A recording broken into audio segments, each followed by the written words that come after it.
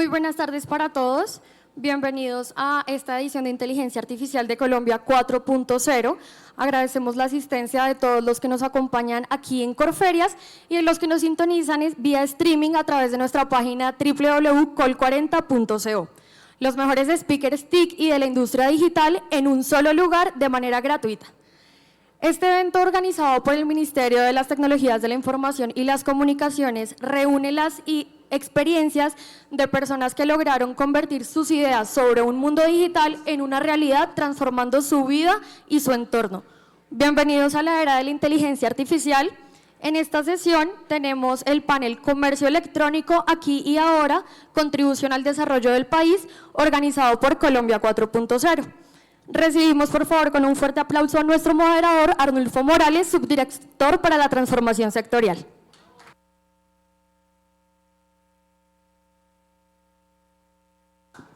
Aló. Muy buenas tardes a todos. De parte mía y de parte de mi equipo, les doy la bienvenida a este evento en el cual compartiremos algunas experiencias que tenemos desde la Subdirección de Transformación Sectorial del Ministerio.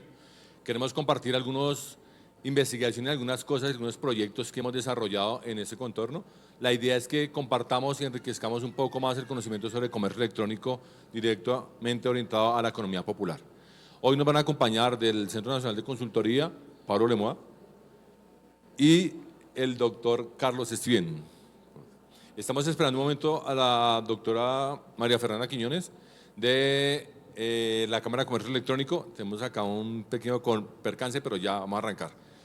Entonces, los dejo con ellos. Pablo, bienvenido. Bueno, muchas gracias por la invitación, Arnulfo. Muchas gracias a todos a ustedes por acompañarnos y permitirme a ustedes contarles un poco de nuestro trabajo. Entonces, voy a hablarles un poco de nuestro tema de hoy. Vengan, seguro que esté pasando. Aquí está, perdón. Es el comercio electrónico de aquí y ahora, ¿sí? Entonces, el obispo Berkeley decía que el sabor de la manzana no está ni en la manzana ni en la boca que prueba la manzana, sino que se necesita una mezcla de las dos. ¿Sí? Lo mismo, Borges decía lo mismo de la poesía, ¿sí? Que la poesía ocurre cuando un lector se junta con un buen poema, y cuando se juntan esos dos se da lo que nosotros llamamos poesía, y lo mismo pasa con el comercio electrónico, ¿sí? El comercio electrónico se da cuando se unen, digamos, esta oferta de un producto, algo, y una demanda, una persona que encuentra en ese producto algo de valor y está dispuesta a pagar por él, y eso es una suerte de poesía. Entonces, esta presentación la hemos dividido en dos partes para que entendamos como esas dos partes y cómo se unen, ¿sí? La primera parte, acerca del ciudadano, la visión del ciudadano y cómo el ciudadano, digamos, va adquiriendo capacidades para poder comprar por internet, y una segunda parte donde vamos a hablar desde la visión del negocio, ¿sí? Para entender esta unión que genera el comercio electrónico. Entonces, lo primero que quiero hablar del comercio electrónico es poner las cifras del comercio electrónico para que todos las tengamos, ¿sí? Cuando nosotros le preguntamos a las personas si han comprado por internet, el 51% de las personas dicen haber comprado algo por internet. Cuando les preguntamos cuáles son las categorías, la moda es por muy lejos, digamos, la que más se adquiere por internet, seguido por comestibles, después viene la tecnología. Denme un segundo, quiero seguir como contándoles. Y después existen otra serie y esa es la mayoría, ¿sí? Lo demás es como prácticamente inexistente, pues es muy bajito, ¿sí? Si ustedes ven, ahí no se ve bien, pero hogar, cosas de hogar, industria creativa, electrodomésticos, son cosas que están muy bajitas, por debajo del 3%, del 4%, son marginales. Pero yo quiero detenerme un poco en esta primera estadística, y es un poco de lo que yo quiero hablar ahora, y es quiénes son las personas o qué perfil tienen las personas que hacen comercio electrónico, ¿sí? Entonces, si nosotros vemos, y aquí lo tenemos muy claro, es como el clásico perfil hegemónico, y ese me parece que es uno de los retos que tenemos en el comercio electrónico, como el reto que yo quiero compartir, ¿sí? Entonces, ¿quiénes son los que más hacen comercio electrónico? Los hombres más que las mujeres, los estratos altos más que los estratos bajos, los jóvenes, sobre todo los millennials, son los que hacen más comercio electrónico, los mayores menos, y la generación Z, digamos, todavía es muy joven para eso. Obviamente lo urbano mucho más que lo rural, los municipios grandes mucho más que los municipios pequeños, y obviamente la conexión juega un papel importante. Y aquellas personas que tienen una conexión, digamos, desde su hogar, ubicuidad, que nosotros decimos que tenemos conexión en el hogar y en el bolsillo, pues hacen mucho más comercio electrónico. Y un poco la pregunta que surge es ¿por qué? ¿Sí? ¿Por qué hacemos eso y qué podemos hacer para cambiar ese perfil? ¿Sí? Que es como uno de los retos grandotes que hay, que es... Entonces nosotros creemos que lo que hace fundamental y el esfuerzo que hay que hacer lo explica la apropiación digital. ¿Sí? Entonces, ¿qué es la apropiación digital y cómo medimos nosotros apropiación digital? Entonces, vamos a hablar un poco de eso, ¿no? Entonces nosotros, este es un estudio que les voy a presentar y los datos que les voy a presentar es un estudio a nivel nacional. Llevamos ya 5 olas, empezamos desde 2016, estamos en 2023, esta vez hicimos 4.200 encuestas. Las encuestas son cara a cara y esto es muy importante decirlo, porque así nos aseguramos que sabemos tanto de las personas que están conectadas como de las que no están conectadas. ¿Sí? Esto incluye la zona rural, o sea, realmente es un esfuerzo por llegar a todo el país este estudio. Y entonces lo hicimos para medir apropiación digital. Ahora, ¿qué llamamos nosotros apropiación digital? Sí, hay una idea que es el uso. ¿Sí? ¿Qué llamamos el uso? Personas que chatean, personas que usan redes sociales, personas que usan Zoom o se conectan, y esa es una parte del uso, ¿sí? Y eso, eso está muy medido y hay unos esfuerzos grandotes por medir eso, pero hay otra parte que es fundamental y es para qué las personas usan eso. ¿Sí? Al final lo importante son las personas, ¿sí? Cómo en la vida de las personas la tecnología qué papel juega. Entonces esas son las intenciones, ¿sí? ¿Para qué uso yo la tecnología? Y entonces la unión de esas dos es lo que nosotros llamamos apropiación digital.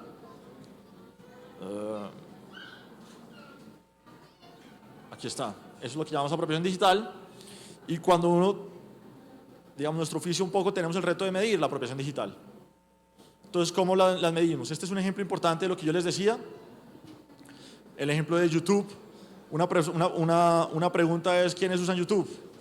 Entonces, aquí muchos acá levantarían la mano, ¿cierto? Pero una siguiente pregunta, bueno, ¿ustedes para qué la usan? ¿Lo usan para divertirse? ¿Para escuchar muñecos? ¿Lo usan para educarse? ¿Lo usan para comunicarse? ¿Generan contenido y lo publican en YouTube? ¿Generan ingresos? Entonces ustedes ahí se dan cuenta con ese ejemplo sencillo de que en un solo uso uno tenemos una profundidad de intenciones y una profundidad de lo que es la apropiación. ¿Sí? Entonces no basta decir quiénes usan YouTube, sino que hay que saber también para qué usa YouTube. Entonces nosotros, lo que les contaba, ajustamos esos dos y generamos un indicador. Entonces, ¿cómo funciona el indicador? ¿Cómo medimos eso que llamamos apropiación digital? Entonces, tenemos esta lista de usos, las personas que usan y para qué lo usan, y ahí tenemos un reto, es, bueno, ¿qué es más importante, los usos o las intenciones? ¿Sí? Siempre que uno tiene dos indicadores, tiene que decidir cuánto pesa uno con respecto a la otra. Entonces, para resolver ese problema, nosotros utilizamos una matemática que se llama análisis envolvente de datos, que lo que dice es coja aquellos que indiscutiblemente son los mejores. En nuestro caso, nosotros teníamos una persona que tenía 8 intenciones y 35 usos, y otra que tenía 13 intenciones y 33 usos. Entonces aquí podíamos tener el debate, ¿quién tiene más apropiación digital? Si el que tiene más usos, o sea, más herramientas, o el que tiene más intenciones. Pero para resolver el problema decimos, bueno, no, los dos ganan, y ellos son la frontera. Entonces nosotros tenemos un indicador que va de 0 a 1, donde 0 es no tener ni usos ni intenciones, son las personas que no usan internet, que no están conectadas, y tener 1 es estar sobre esa frontera. Entonces uno puede llegar a esa frontera ya sea a través de los usos, a través de las intenciones o a través de una mezcla. ¿Sí? Entonces de alguna manera lo que nosotros tenemos es el camino que ha ido llevando, digamos, el país a través del tiempo de acercarse a esa frontera, que son los mejores colombianos de 2016. Esto es básicamente lo que pasó, lo que viene pasando, o lo que está pasando. ¿Sí? Nosotros en el 2016 teníamos una apropiación digital de 0.20, en 2020 teníamos una apropiación digital promedio de 0.23, veníamos creciendo a un poco menos de un punto por año, y la pandemia ocurrió, y subimos en esos 10 meses de febrero de 2020 a noviembre de 2020 16 puntos, o sea, es el equivalente casi que a 20 años. Ese es el gran salto digital. ¿Sí? Y después de la pandemia, obviamente, la pregunta surgió qué iba a pasar y nos devolvimos y estamos en 0.30. Y obviamente la pregunta que surge en ustedes es, bueno, ¿pero eso qué significa? ¿Sí? Eso está muy abstracto. ¿Cómo vemos eso en la vida de las personas? Entonces nosotros, la manera en que lo explicamos es que una persona que tiene una cuenta en Amazon, ¿sí? Digamos, o que hace, sí, una cuenta en Amazon, que es como el duro del comercio electrónico, necesariamente o con una probabilidad muy alta tiene correo electrónico. ¿Sí? Todos que tienen una cuenta en Amazon tienen correo electrónico, pero no pasa al revés, lo mismo no pasa al revés, ¿sí? No pasa que las personas que tienen correo electrónico necesariamente tienen cuenta en Amazon. ¿Sí? Eso, digamos, si uno lo vuelve como términos de probabilidad, lo que eso quiere decir es que la probabilidad de tener correo electrónico, dado que yo tengo cuenta en Amazon, es 1 o es muy alta, y no pasa lo mismo al revés. La probabilidad de tener cuenta en Amazon, dado que yo tengo correo electrónico, esa probabilidad es baja. Entonces nosotros hacemos ese análisis de probabilidad condicional para todos los usos y todas las intenciones, para entender qué es prerequisito de qué va primero. ¿Sí? Entonces, lo que nosotros vemos es que la gente no conectada lo primero que hace es comunicar y entretenerse. Ese es el nivel básico. ¿Sí? Se comunica y se entretiene y no hace mucho más. Después pasa a un siguiente nivel, que es el de educar y participar. Estas son personas que empiezan a hacerle preguntas a la herramienta y empiezan a participar, a generar, a poner sus contenidos en Internet, ¿sí? A generar comunidades, a ocurrir. Y después está un tercer nivel, que es lo que nosotros llamamos la ciudadanía digital. Estas son personas que se educan, participan, se comunican, se entretienen y además hacen transacciones. ¿Sí? Empiezan a hacer transacciones. Y nosotros vemos, y lo vemos una y otra vez, que ese es un camino que la gente recorre. Entonces ahora vamos a ver cómo el país ha venido recorriendo ese camino. Entonces lo que estaba siendo el país muy exitoso de 2016 a 2020 es en conectar a su población. ¿Sí? Nosotros estamos pasando de un 42% no conectados en 2016 a un 20% de no conectados en 2020, antes de la pandemia. Pero esas conexiones lo que estaban generando era este nivel básico de comunicación y entretenimiento. ¿Sí? Solo nos estábamos quedando en este nivel básico. Y lo que pasó con la pandemia, digamos, si bien conectamos un 5% más, es que hicimos un salto hacia estos usos e intenciones más sofisticadas. ¿Sí? La educación, la participación y sobre todo la transacción. Esa subió del 6% al 19%.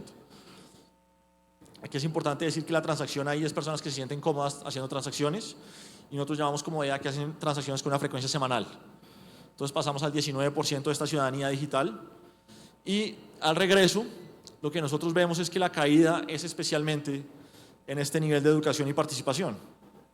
¿Sí? Que pasó de 36 a 26 y se perdió 10 puntos. Volvimos a este nivel básico. Obviamente una parte de la educación muy importante regresó a la presencialidad. Todos los que tenemos acá niños, los que están acá, volvieron a la presencialidad y eso tiene un impacto importante. Y también hay una devolución, y eso lo vemos con los datos de Mintic también de conexiones, una devolución en unas personas, sobre todo estratos 1 y 2, devolvieron sus conexiones, que es ese 15% que pasó a 18% de no conectados. Y hubo un incremento de personas no conectadas porque digamos que el valor que recibían de sus conexiones no pagaba mantenerla. Y devolvieron y eso está ahí. Ahora vemos un poco, eso que yo les presenté anteriormente es el promedio nacional. Entonces los promedios tienen un problema y es que si yo mi cabeza la tengo en el horno y los pies en el congelador, en promedio estoy bien. ¿Sí? Entonces un poco entender cómo varía esto, y aquí llamamos una cosa que nos muestra muy bien eso, es esta idea del efecto Mateo, que es esta idea de que al que tiene más se le dará más y al que tiene menos incluso se le quitará. Entonces nosotros lo evaluamos en dos sentidos. Un primer sentido es aquellos hogares que tienen bachillerato y que son bancarizados. Cuando uno mira, digamos, esos niveles, pues ahí tenemos muchos más conectados, muchos más ciudadanos digitales, y lo podemos mirar en un siguiente nivel, que son hogares con educación universitaria y hogares que hablan inglés. Cuando uno junta esos dos, hogares con educación universitaria y hogares que hablan inglés, ahí tenemos 44%, ¿sí? Pero ese es un porcentaje y vuelve a este problema que yo les hablaba al principio del comercio electrónico, ¿sí? De cómo generar y cómo promover esta igualdad, esta equidad.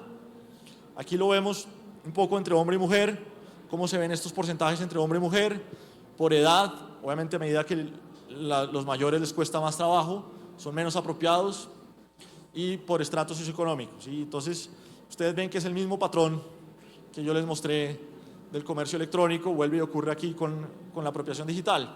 Aquí abajo, estos círculos que están en azul, es el tamaño de cada uno de los segmentos, para que ustedes vean como de qué tamaño estamos hablando de las cosas que estamos hablando. Entonces, eso es como esto. Aquí lo tenemos también por grandes ciudades, municipios pequeños y medianos, y por tipo de conexión. Obviamente, aquellos hogares que tienen conexión fija y móvil, pues tienen unos niveles de apropiación muy superiores de apropiación digital y, por supuesto, pues de e-commerce y todas las cosas. Ahora, la pregunta, digamos, una pregunta fundamental en la que estamos todos, y yo supongo que es de interés para ustedes, es cómo promover el comercio electrónico, qué es lo que hay que hacer en esta ruta digital, en este camino, dónde está el comercio electrónico. Entonces, para explicarles, entonces aquí este gráfico es un poco confuso, yo entiendo que nadie lo entiende, pero para que ustedes entiendan un poco el problema que estamos tratando de resolver es el siguiente. Imagínense que ustedes van a una universidad y reciben las materias que han estudiado todos los estudiantes, y ustedes tratan de saber cuál es el pensum de la universidad. Si ustedes no saben cuál es el pensum de verdad, pero saben qué materias vieron, ¿sí? Entonces, ese es este mapa, de alguna manera. Entonces, lo que ustedes ven arriba, haciendo la metáfora, es un poco los que tienen tesis, ¿sí? Los que ya se van a graduar. Entonces, nosotros vemos que los que tienen tesis, o esta materia, que es la más avanzada, tienen todas las materias de abajo, ¿sí? En cambio, los que tienen las materias de abajo no tienen las materias de arriba. Entonces, uno sabe, este es el pensum. Y esto es muy importante saberlo, porque si no, nosotros podemos estar tratando de enseñarle a primíparos materias sofisticadas, y pues algunos pasarán, pero vamos a perder el tiempo, va a ser difícil, ¿sí? Hay una pérdida de recursos ahí. Entonces, ¿cómo es esa ruta? Lo que nosotros vemos es que en la parte de arriba más alta están las inversiones, ahí está la transición en criptomonedas, compras de apoyo de industria, donaciones, ese es como, y el nivel más bajo tiene 3, y esos dan y dan y dan cada vez que nosotros los medimos, que es enviar mensajes, chatear, eso es lo más básico, ver fotos y videos en internet y enviar correos electrónicos, ¿sí? Entonces esos son como los dos extremos. Y aquí, ¿dónde está?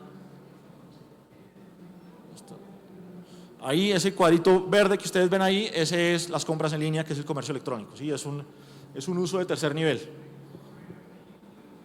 ¿sí? Entonces, hay que saber que no es trivial, no cualquiera que entra a internet entra ahí mismo a usar comercio electrónico, y hay que definir estos caminos.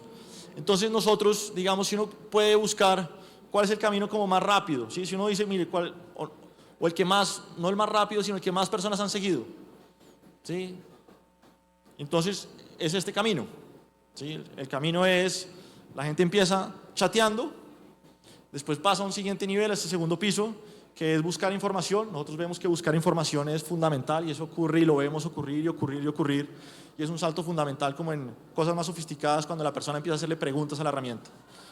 Y hacer compras en línea viene a un 45%. Eso que ustedes ven ahí es la tasa, un 59% del país chatea, de esos el 69% investiga, y de esos el 45% hace compras. Y ese es el promedio nacional.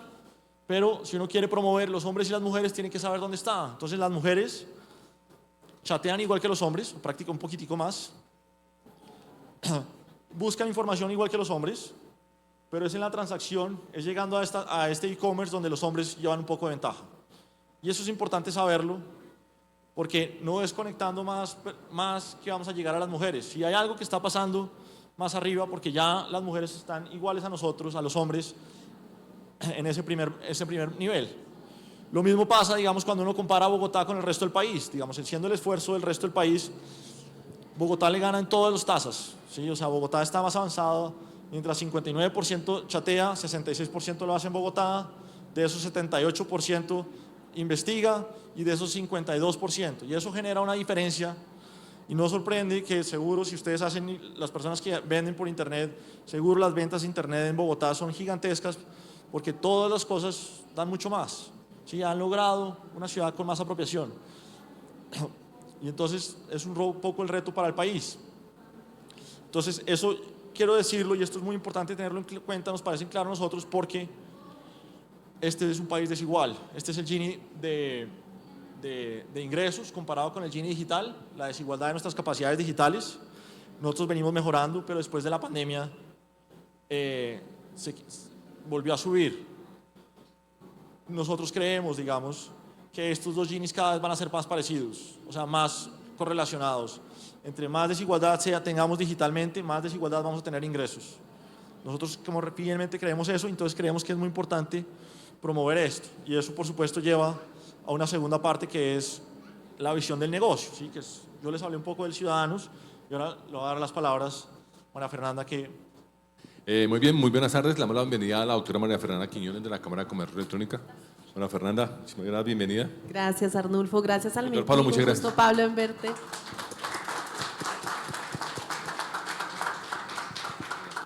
Bueno, pues muy buenas tardes. Un gusto estar acá y contarles un poco sobre comercio electrónico. Yo pues llevo, muchas gracias, liderando la Cámara Colombiana de Comercio Electrónico ya 5 años y un poco, como les comentaba Pablo, el comercio electrónico es un ecosistema, entonces entenderlo implica necesariamente mirar cómo está la perspectiva del usuario, cómo está el colombiano transando en comercio electrónico, pero también cómo están las posibilidades de que el colombiano transe en comercio electrónico. ¿A qué me refiero con esto?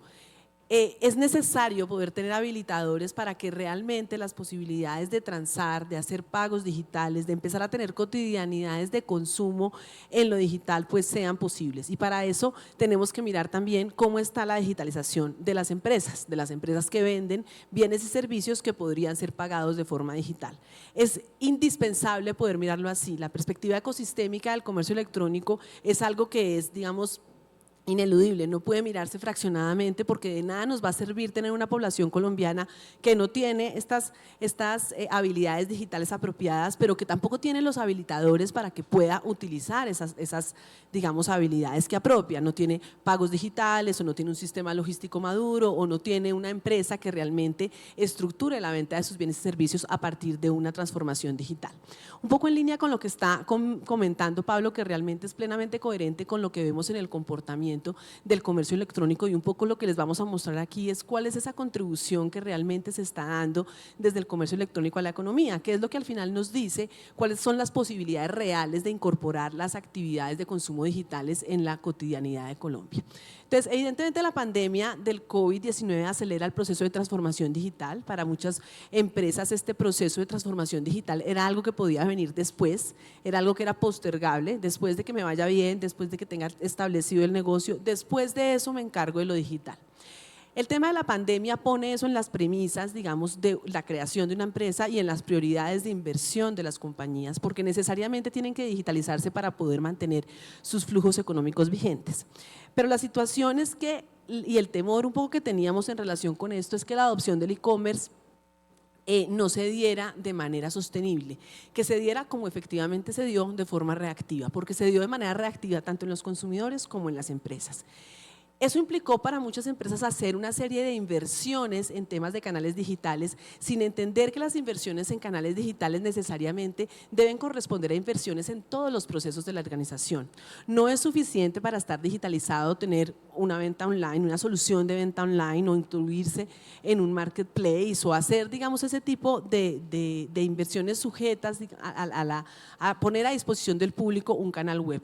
Resulta que cuando yo voy a vender online, eso implica llegar de una manera mucho más inmediata a muchísimas más personas, lo que necesariamente me va a implicar hacer transformación digital en absolutamente todos mis procesos, en el entendimiento del consumidor, en el alistamiento de los inventarios, en la forma en la que voy a estructurar la logística para poder hacer llegar esos bienes. Entonces, entender que la transformación digital implica necesariamente abrazar todos los procesos de la compañía no fue tan fácil y, por supuesto, no fue tan cómodo para las empresas. El COVID-19 sí nos pone unas premisas de transformación digital, pero también nos pone unas premisas en términos de restricción de gastos que no eran menores. Entonces, hacer esas inversiones y además comprender que son eso, unas inversiones sin un gasto, y en esa transición de un momento económico tan complicado, pues no era tan fácil para las empresas, y ese era un poco el gran temor que tenía esta industria y sobre el cual hizo una serie, digamos que, de accionables que les voy a contar ahorita en el desarrollo de la transformación. Como les decía, no se trata solamente de la apropiación tecnológica o de la adopción de procesos tecnológicos, sino definitivamente de la transformación de un paradigma, de la redefinición de procesos y de cambiar una cultura organizacional que esté orientada hacia eficientar los procesos a partir de la tecnología, hacia entender que la tecnología permea absolutamente toda la actividad de la empresa, y eso es costoso, pero es también difícil de entender para las primeras generaciones. Recordemos una cosa que me parece fundamental dejar acá sobre la mesa, y es que el 94%, 96% del tejido empresarial colombiano está compuesto por pequeñas y medianas empresas, es decir, por emprendimientos, por empresas que además generalmente tienen unos tránsitos generacionales, es decir, son empresas que son familiares, ¿cierto? Son empresas que han venido pasando de generación en generación. Esos cambios de paradigma, cuando tú le vas a explicar al dueño de la empresa, que puede ser tu papá o puede ser tu abuelo, que hay que hacer esta serie de inversiones, no resulta ser tan fácil, ¿cierto? Y no resulta ser tan apropiable dentro de la empresa, ni resulta ser tan rápido como la misma tecnología supone que lo sea, porque además, lo vamos a ver también, incluso creo que en la conversación que vamos a tener posteriormente, la tecnología es muy dinámica, la tecnología ofrece unas soluciones determinadas en enero y en junio ya las ha optimizado, ya ha mejorado. Entonces, en este tránsito de tomar la decisión de cómo con las inversiones, la tecnología puede cambiar, puede presentar, digamos, alternativas mucho más acertadas y por supuesto puede resultar incluso más costosa. Pero lo cierto es que cuando las empresas aceptan, digamos, este gran reto de generar el cambio de paradigma y de generar una transformación en la cultura organizacional, revisan todos sus procesos y los ajustan a una nueva ruta desde la tecnología, tienen un crecimiento importante. Pues ¿por qué? Porque pueden atender de manera asertiva a un consumidor que, como les mostraba Pablo, está cambiando y que tiene una capacidad, digamos, de poder acceder de una manera mucho más competitiva a un mercado que le pueda ofrecer alternativas tecnológicas. No se mueve. Allá, perdón. Entonces acá un poco para que veamos cómo está, digamos, en cifra la apropiación tecnológica en las empresas. Estos son datos del DANE, de la encuesta en TIC, que digamos es un módulo muy valioso en el que también tuvimos oportunidad de participar en su construcción, porque específicamente pregunta sobre cómo está, digamos, que las rutas de las plataformas tecnológicas y de la apropiación tecnológica para vender productos e insumos. Aquí vemos cómo está, por ejemplo, en la industria y en comercio en términos de recibir solicitudes o pedidos a través de plataformas tecnológicas. En la industria el 29% recibe, el 34% hace solicitudes o pedidos, y en comercio el 29% recibe solicitudes y hace solicitudes o pedidos el 41%. Es un porcentaje que todavía está incipiente, que evidentemente tiene unos comportamientos mejores en determinadas categorías, alojamiento, digamos. Todos los temas de turismo han tenido una transformación digital muy relevante y han empezado, digamos, a trabajar ese tema de la transformación digital en la oferta de su negocio, pero sigue habiendo una brecha importante en esas solicitudes que reciben y en la forma en la que utilizan para proveerse de sus bienes y servicios que van a formar parte de su oferta de las plataformas tecnológicas. Esa brecha debe buscarse que sea cada vez, digamos, que menos amplia, ¿cierto? La idea es que yo digitalice nuevamente no solamente el proceso de recepción de esos bienes o servicios que yo ofrezco, sino que realmente yo digitalice la forma en la que yo interactúo aguas arriba o aguas abajo, con mis proveedores, ¿cierto? Con quienes me entregan las posibilidades de estructurar una oferta. Y ahí es donde todavía, digamos, que vemos que hay diferencias.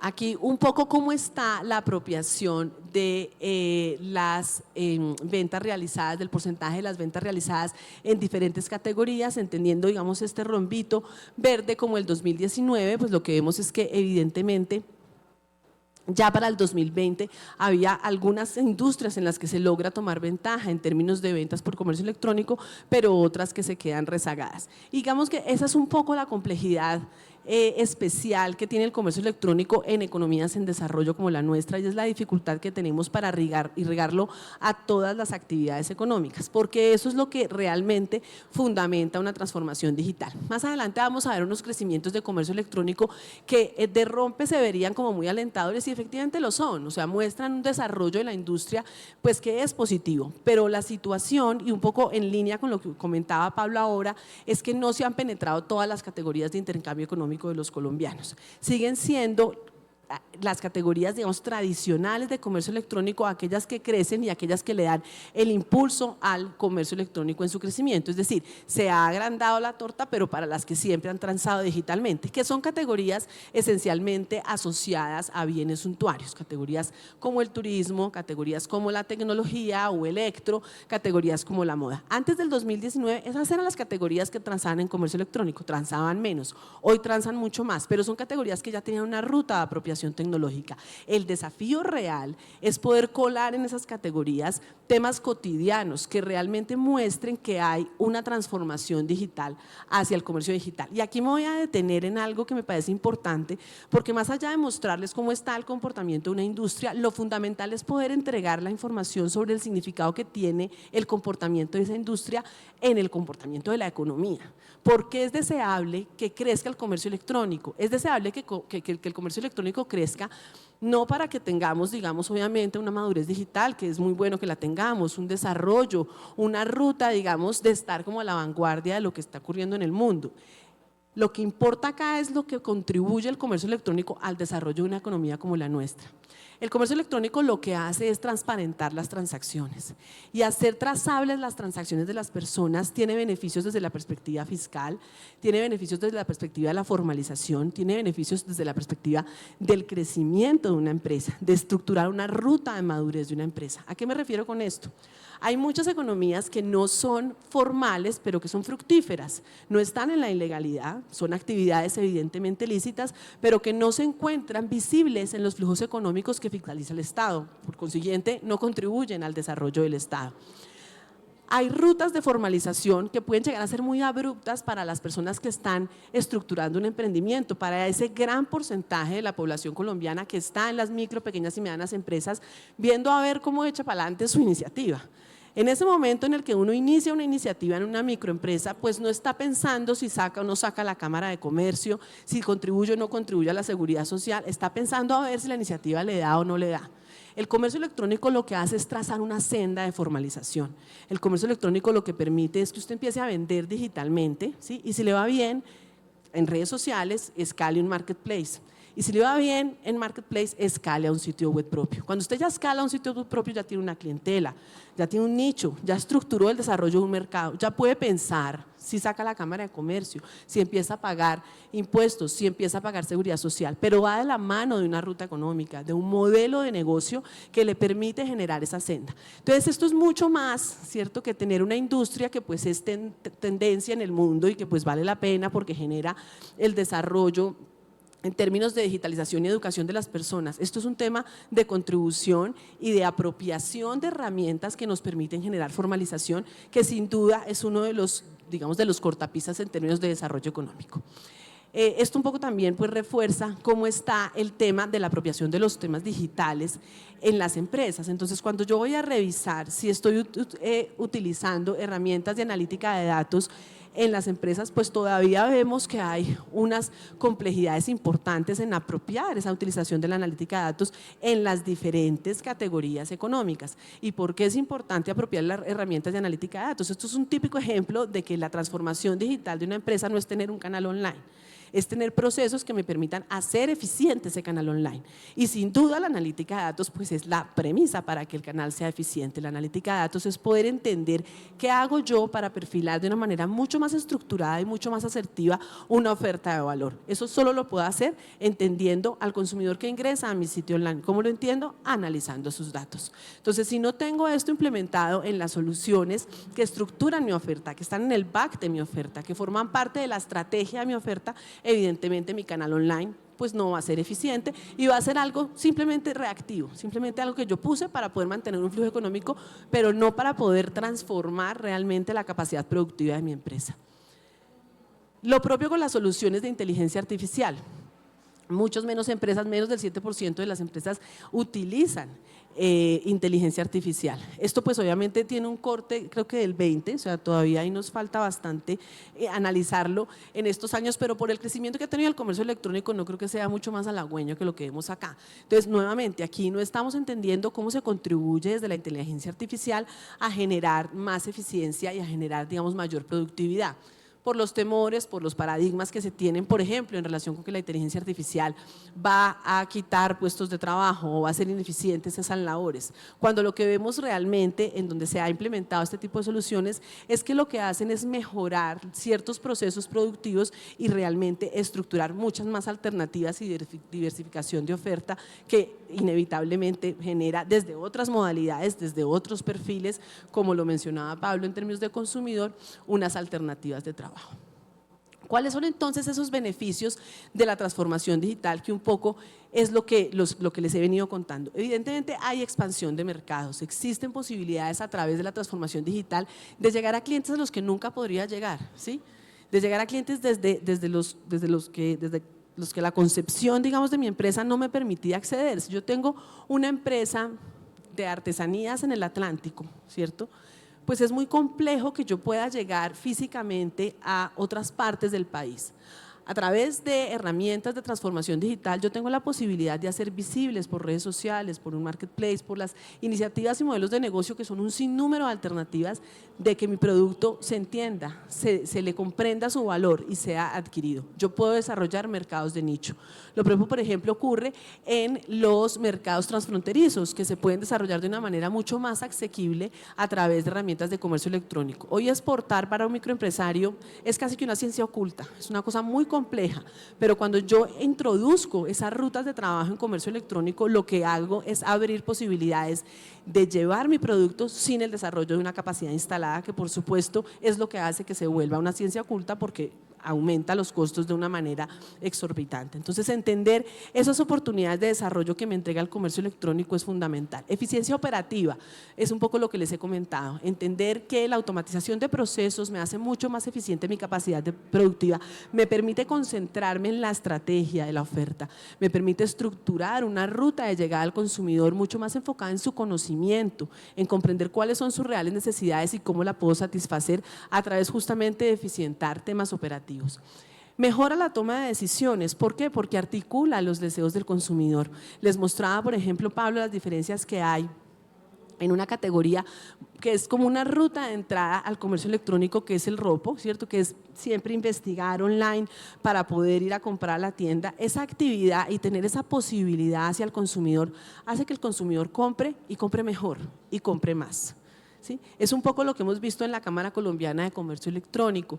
El consumidor no solo compra online, no solo compra offline. Este también fue un paradigma que duró muchísimo tiempo y que nos tomó mucho tiempo desmontarlo.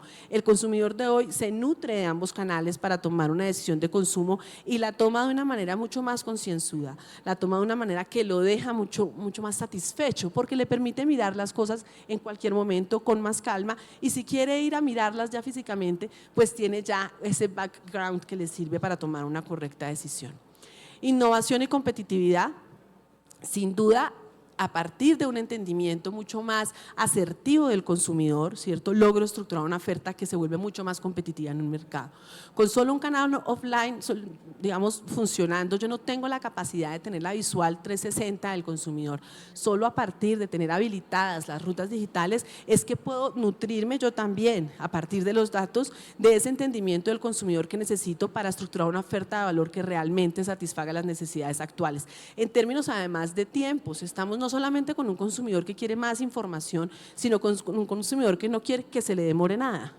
El bien tiene que llegar inmediatamente y la competitividad también está ahí, en qué tan ágilmente le entrego yo ese bien que ha pedido online. Por eso, por ejemplo, ahora, digamos, vemos a operadores como Mercado Libre entregan incluso al mediodía. Yo pido a las 10 de la mañana y a las 2 mi bien ya está conmigo, casi como si comprara en físico. Ese tipo de inmediateces que se están presentando hoy en el consumidor, pues es necesario entenderlas para poder satisfacer obviamente sus necesidades. Y por supuesto un tema de personalización de la experiencia de usuario que va a ser fundamental para poder estructurar sólidamente esa oferta y mantenerla en el largo plazo. Y aquí es donde vemos que lo vamos seguramente a conversar, como temas como la inteligencia artificial contribuyen de forma definitiva para poder mejorar esa experiencia de usuario, ser inmediatos, ¿cierto? Poder atenderlo de forma inmediata, que pues eso solamente a través de herramientas humanas es bastante complejo, pero personalizar tanto, ¿cierto?, esa experiencia que puede hacer a través de una herramienta de inteligencia artificial que el consumidor la sienta natural, sienta como si realmente lo estuviera atendiendo una persona. A eso se ha llegado con el tema de experiencia de usuario y eso es lo que nos contribuye la inteligencia artificial, esos modelos predictivos, ese entendimiento de qué es lo que va a necesitar un consumidor cuando simplemente pone una palabra, pues hace que yo pueda generar una ruta de satisfacción, una ruta de confianza en la transacción digital, que es como vamos a ver de lo que más adolece este canal.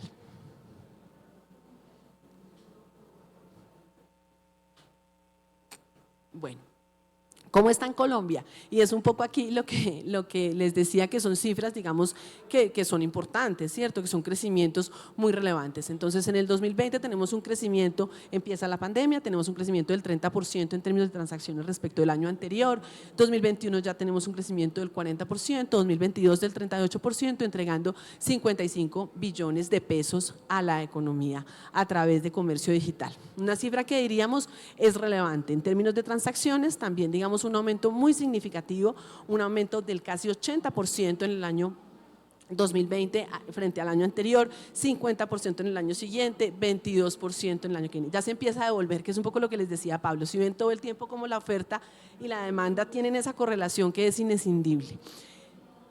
Este comportamiento de las transacciones pues es positivo, y es positivo ¿por qué?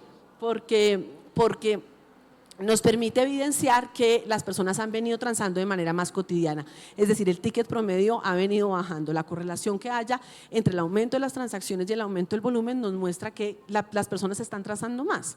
En el 2019 el ticket promedio era de 250.000 pesos en comercio electrónico, que todos lo sabemos acá, es un ticket promedio muy alto. Ya hoy en día está cerca de 160.000 pesos y digamos que eso ha sido un poco positivo. Voy a pasar rápidamente por acá por temas de tiempo, pero eso es un poco como vamos a septiembre del 2023, vamos teniendo un crecimiento importante, vamos a cerrar, digamos, con un crecimiento final del 16% para el país, sigue habiendo aumento en el volumen y en las transacciones. Y estas un poco estas variables que vemos desde la perspectiva de la oferta pueden potencializar el desarrollo de habilidades digitales. Evidentemente, la conectividad y el acceso a Internet, lo mostraba Pablo, pero una conectividad que realmente implique la apropiación de habilidades digitales, lo hemos hablado sin número de veces con el ministerio, no es, digamos, útil al final llevar conectividad sin llevar apropiación digital, porque entonces la conectividad empieza a ser usada para temas de entretenimiento y no para transformar verdaderamente la vida de las personas. Cobertura en servicios financieros y uso de pagos electrónicos. La ruta de inclusión financiera del país debe ir paralelamente de la ruta de conectividad, es decir, yo debo realmente apropiar las posibilidades de los colombianos de incluirse financieramente, que ojo, es bien distinto a estar bancarizado. Hoy la Banca de las Oportunidades nos dice que casi el 90% de la población se encuentra bancarizada. ¿Por qué? Porque tiene un producto financiero. La pregunta ahí es, ¿lo usa? ¿Transa con ese producto financiero? Porque si no transa, no está incluido. No está generando una ruta transaccional que le vaya a permitir a un operador financiero decir a esta persona, tiene estos hábitos, por consiguiente le entrego un crédito. Entonces ahí el tema de la inclusión es fundamental. ¿Cómo se da eso? Pues a partir de que las empresas de las que hemos venido hablando tengan la posibilidad de aceptar pagos digitales, que es la otra gran punta de la inclusión. Una cosa es tener el producto y otra cosa es que tengan dónde usarlo. Creación de habilidades digitales, que lo hablamos, las capacidades logísticas y por supuesto todos estos temas de construcción de confianza, porque evidentemente las transacciones digitales, por estar desprovistas de ese componente personal, pues no tienen, digamos, esa confianza que está arraigada en el paradigma clásico de la compra. Entonces ahí nosotros hemos trabajado temas importantes como los sellos de confianza. La Cámara ha estructurado rutas de autorregulación para que los comercios se adecúen a ciertos estándares y le entreguen al consumidor final un sello, ¿cierto? Una garantía de confianza. Campañas de activación de ventas como los eventos que hacemos en la Cámara de Hot Sale para generar activación de ese ecosistema y realmente una concepción, digamos, de que es seguro, de que es fácil, de que está bien comprar por internet. Estos son unos videos que le voy a pedir al máster que los ponga, que les da ya para cerrar, que son 2 casos de éxito y les muestra lo importante que es y sobre todo lo posible que es llegar a todas las actividades productivas a través de Yo siempre e-commerce. soñé que mi café llegara a darse a conocer en todo el mundo. Gracias a la tecnología realmente en este momento estamos recibiendo un precio justo. Hemos mejorado considerablemente nuestro nivel de vida. Aprender todos juntos, entender que ese trabajo, ese amor se siente, y en este caso se siente en una taza particular, y en ese trabajo y ese amor que le ponemos como familia. Vengo de una familia caficultora no tradicional y allí aprendí a valorar el trabajo del caficultor y el trabajo del campo. En Innata comercializamos café con comercio justo, comprándole el café a un mejor precio a los caficultores y ofreciéndole al consumidor final una excelente taza de café a un precio asequible. Transformación Productiva del campo. Gracias a la tecnología.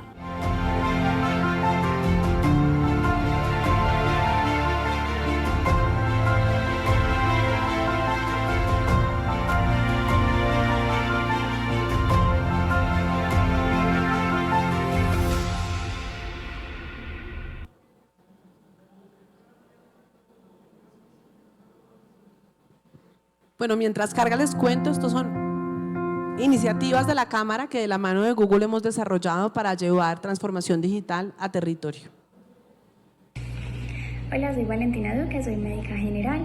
Les cuento, hace unos meses tenía la idea con mi hermana y mi esposo de hacer una marca de uniformes para el personal de salud, pero no teníamos nada más que la idea, no sabíamos materializarla. Luego pudimos acceder a esta herramienta de Ya Estoy Online y construimos la marca desde cero. La construimos desde la página web, desde la parte legal, nuestro catálogo de ventas, aprendimos sobre la pasarela de pagos, la parte logística, y ahora podemos decir que gracias a esto, en una semanita haremos el lanzamiento oficial de la marca, se llama Baduk, que estará pues en redes sociales. Estoy súper agradecida con esta estrategia y le digo a todos los emprendedores que la aprovechen al máximo. Ya, esto era un poco lo que les quería mostrar desde la Cámara. Mil gracias. Doctora María Fernanda, muchas gracias a todos ustedes. Quiero comentarles que desde la Subdirección para Transformación Sectorial, nuestra principal función es atender y brindar herramientas a todas las empresas del país. Debido a eso, hemos desarrollado 2 proyectos, creo que uno ya lo conocen ustedes, que es un negocio en línea. Hemos tenido un gran impacto. Este año se revisaban más de 19.000 empresas, de las cuales serán afectadas 6.500 aproximadamente este año. Y otro proyecto importante es el Laboratorio de Comercio Electrónico, en el cual estamos trabajando en conjunto con la Cámara de Comercio Electrónica y con el Centro Nacional de Consultoría. En este orden de ideas, nosotros queremos resaltar las investigaciones que estamos haciendo realmente para el comercio electrónico, y sé que son los frutos y las herramientas para el otro año generar nuevas políticas y generar nuevos proyectos. De parte de todo mi equipo, de parte de la doctora María Fernanda, de Juan Pablo, muchas gracias por haber compartido con nosotros, les agradezco muchísimo y estaremos acá para una nueva oportunidad. Muchísimas gracias a todos ustedes.